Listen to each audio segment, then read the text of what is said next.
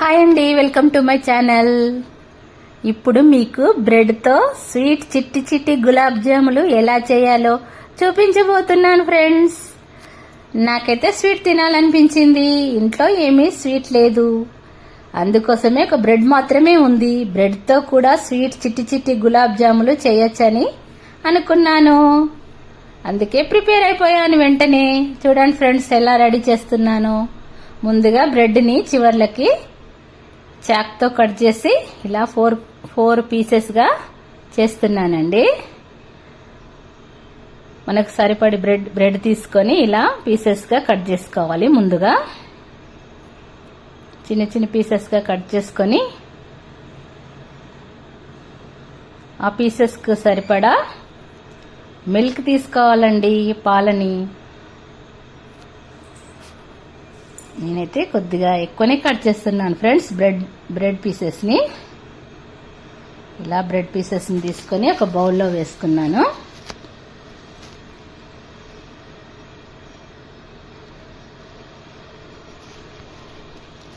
చూడండి ఫ్రెండ్స్, బౌల్లో ఇలా వేసుకొని ఒక కప్పు పాలైతే తీసుకున్నాను.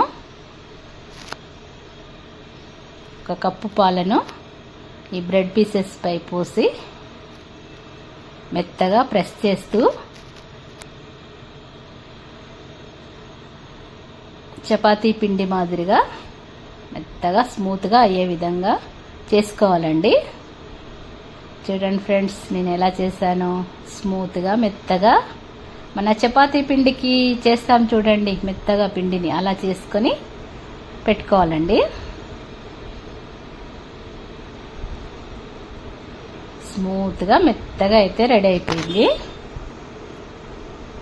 చూడండి ఫ్రెండ్స్, ఎంత బాగుందో. ఇప్పుడు దీన్ని చిన్నిగా ఉండలుగా చేసుకోవాలి. చిన్ని ఉండలు చేసుకొని అన్నీ రెడీ చేసుకొని పెట్టుకోవాలండి. ముందుగా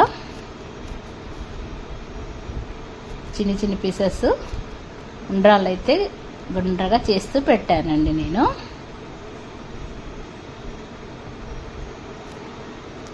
అన్నీ ఇలా రెడీ చేసుకున్నాను. ఇప్పుడు స్టవ్ ఆన్ చేసుకొని ఒక బౌల్ పెట్టుకున్నాను. పాకం కోసం అయితే 2 కప్పుల చక్కెర యాడ్ చేశానండి. 2 కప్పుల చక్కెరకి 2 కప్పుల వాటర్ పోసాను.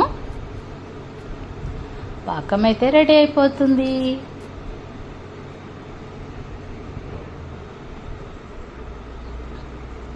పాకం అంటే మరీ పల్చగా కాకుండా మరీ చిక్కగా కాకుండా ఉండాలండి. కొంతమంది అయితే మరీ పల్చగా చేస్తారు, కొంతమంది ఏమో చిక్కగా చేస్తారు. అలా ఉండకూడదండి, మీడియంగా ఉండాలి. మనం పాకం రెడీ అయిపోతుండగానే ఒక 4 ఇలాచీలను అయితే పౌడర్ చేసి పెట్టుకోవాలి మెత్తగా. ఎందుకంటే ఇలాచీ పౌడర్ పాకంలో వేస్తే దాని టేస్టే వేరండి, సూపర్గా ఉంటుంది. మీరు ఏ స్వీట్ రెసిపీ చేసినా కూడా ఇలాచీ పౌడర్ని అయితే ఉపయోగించండి. పాకంలో అయితే ఇలాచీ పౌడర్ వేసేసాను. చాలా బాగా వచ్చిందండి పాకము.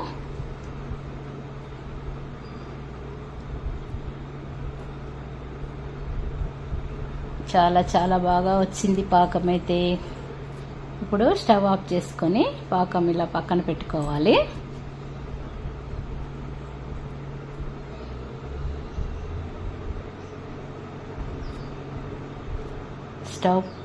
స్టవ్ పైన కడాయి పెట్టుకొని ఆయిల్ వేసానండి. ఆయిల్ అయితే వేడెక్కింది. మనము చిన్ని ఉండలుగా చేసుకున్నాం కదండి గుండ్రంగా, అవన్నీ ఆయిల్లో వేసి మంచిగా ఫ్రై చేసుకోవాలండి. ఆయిల్లో మంచిగా ఫ్రై అయిపోవాలి. గోల్డెన్ బ్రౌన్ కలర్ వచ్చేంత వరకు ఆయిల్లో వేగనివ్వాలి.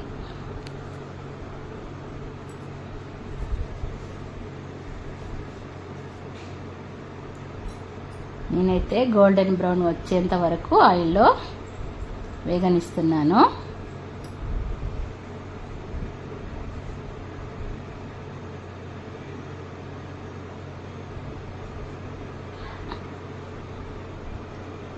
గోల్డెన్ బ్రౌన్ కలర్లోకి అయితే వచ్చేసాయి.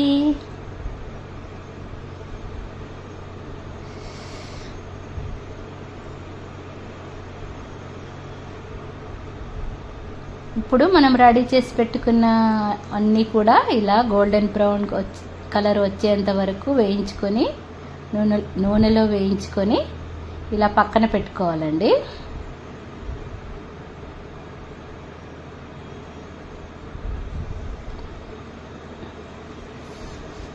చూడండి, నేనైతే అన్నీ రెడీ చేసుకున్నాను.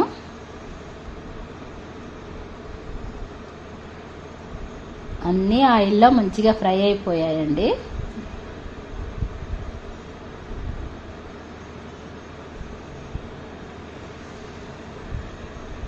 చూడండి ఫ్రెండ్స్ ఎలా ఉన్నాయో చిట్టి చిట్టి గులాబ్ జామున్. ఇప్పుడు మనం రెడీ చేసుకున్న పాకం ఉంది కదండి, చక్కెర పాకము, అది ఒక చిన్న బౌల్లో పోస్తున్నాను. ఎందుకంటే ఇవి చిట్టి చిట్టి గులాబ్ జామున్ కదా.